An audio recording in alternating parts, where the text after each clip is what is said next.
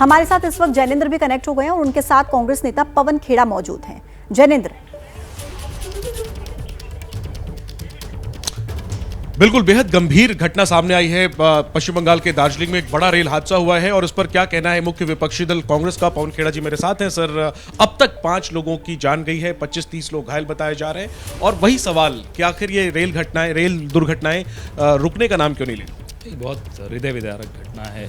लगातार खबरें हम आपके चैनल पे देख भी रहे हैं और जो दृश्य दिखाई दे रहे हैं उसको देख के फिर से कोरमंडल एक्सप्रेस दुर्घटना की याद आ जाती है कि किस तरह से लगातार इस देश में रेलवे की दुर्गति होती चली जा रही है। पिछले 7-8 साल में हमने देखा कि रेलवे की तरफ इस सरकार का एक बहुत ही अजीब सा रवैया है। पहले रेलवे बजट अलग होता था, वो बंद कर दिया गया और रेलवे की तरफ सिर्फ एक वंदे भारत चला देने से आप पूरी रेलवे को की क्वालिटी नहीं सुधार सकते। बाकी रेलवे की जो हालत है, जो पैसेंजर्स की स्थिति है, जो उनको सेवाएं दी जाती थी पहले, उसकी जो स्थिति है वो आज फिर याद आ जाता है कि क्या दयनीय स्थिति रेलवे की हो चुकी है। जो मारे गए हैं उनके परिवारों को हमारी तरफ से गहरी संवेदना और उम्मीद करते हैं कि जल्द से जल्द बाकी लोगों को बचाया जा सके। जो बोगी जिसको काटा जा रहा है उससे लोग सुरक्षित बाहर निकाले जा सके। इन सबके बीच रेल मंत्री रवाना हो गए घटनास्थल के लिए। आप मानते हैं ये एक उचित बहुत बड़ा एहसान कर रहे हैं देश पर। पहला एक ज़माना था जब रेल मंत्री इस्तीफा दे देते थे, आज इस पे भी तारीफ बटोर रहे हैं कि साहब वो रवाना हो गए हैं। हम बड़े हैरान हैं किस तरह से हमारी सरकारों ने जो उदाहरण सबके सामने रखे थे कि हम जिम्मेदारी लेते थे। तो आप क्या एक तरीके से रेल मंत्री का इस्तीफा मांग रहे हैं? कोरोमंडल एक्सप्रेस हादसा भी अश्विनी वैष्णव के समय में भी हुआ, उन्हें एक बार फिर पोर्टफोलियो मिला है और ये अभी अब कितने हादसे, एक हादसा हुआ हो तो बताएं, एक के बाद एक लगातार हादसे। रोज सोशल मीडिया पे आप देखते हैं रेलवे की स्थिति क्या है। सिर्फ एक लीपापोती करके आप एक वंदे भारत चला दें और फिर पूरे देश से, पूरे विश्व से तालियां बटोरेंगे तो माफ़ कीजिएगा, जब दुर्घटनाएं होंगी या जब लोग शिकायत करेंगे तो आपसे भी सवाल पूछे जाएंगे, जवाबदेही आपकी बननी चाहिए। क्या इस्तीफा मांग रही है कांग्रेस रेल मंत्री का? हालांकि अभी तो राहत और बचाव कार्य जारी है, लेकिन जिस तरह से ये घटना हुई है, क्या रेल मंत्री को फिलहाल हमारी सबकी प्राथमिकता है कि जो मारे गए हैं उनको, उनके परिवारों तक जल्द से जल्द सरकार पहुंचे और जिनको बचाया जा सकता है उनको जल्द से जल्द बचाएं। ठीक है, तो कांग्रेस संवेदना जाहिर कर रही है और साथ में सवाल भी उठा रही है कि आखिर रेल हादसे कब रुकेंगे। और एक बड़ा सवाल अश्विनी वैष्णव को लेकर के, क्योंकि पिछले दिनों में ही कोरोमंडल एक्सप्रेस में बड़ा हादसा हुआ था, कई लोगों की जान गई थी और अब जिस तरीके से दार्जिलिंग में ये रेल हादसा हुआ है, कांग्रेस जिम्मेदारी का सवाल उठा रही है। जैनेंद्र, राजनीति से इतर अभी भी बड़ा सवाल यही बना हुआ है, प्रायोरिटी यही है कि एक एक जिंदगी को बचा लिया जाए, क्योंकि एक एक जान बहुत कीमती है। प्रकाश एक बार फिर से हमारे साथ जुड़ गए। प्रकाश, कुछ अपडेट मिल रहा है क्या? क्या रेस्क्यू ऑपरेशन आगे बढ़ पाया है? क्या बोगी को काटा जा रहा है? इन तमाम सवालों का जवाब दीजिए प्रकाश।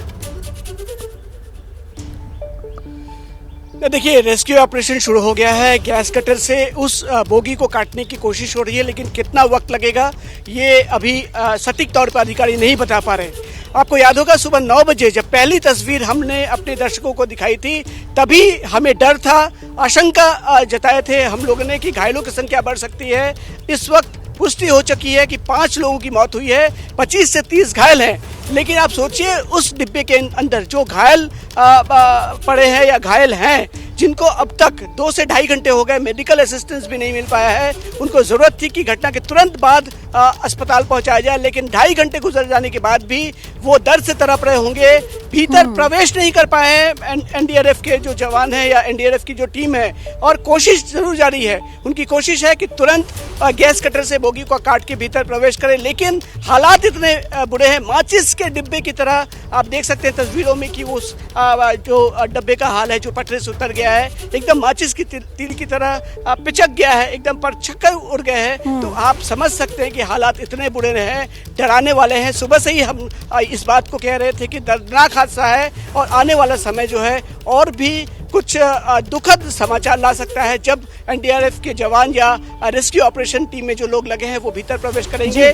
पॉलिटिक्स शुरू हो गया, आपने सुना कि इस्तीफे की मांग की जा रही है, अधिकारी मौके पर पहुंच गए, लेकिन इस वक्त सबसे जरूरी स्टेटमेंट्स आ रहे हैं, लेकिन जो मृतक हैं, उनके जो परिवार हैं, वो किस तरीके से इस हादसे को झेलेंगे, ये एक बहुत बड़ा सवाल है। और गलती किसकी, लापरवाही किसकी? जैसे ही घड़ी का काटा दोपहर 2:30 पे आए, बबीता जी का दिल सास बहू साजिश के लिए मचल जाए। और ये है इनकी बहू, पूरे दिन ऑफिस की टेंशन हो जाए गॉन जब ये करें अपना फेवरेट शो फ्री टाइम पे ऑन। इनकी तरह आप भी देखिए अपना फेवरेट शो अपने टाइम पर और डाउनलोड कीजिए एबीपी लाइव ऐप अपने स्मार्ट टीवी पर।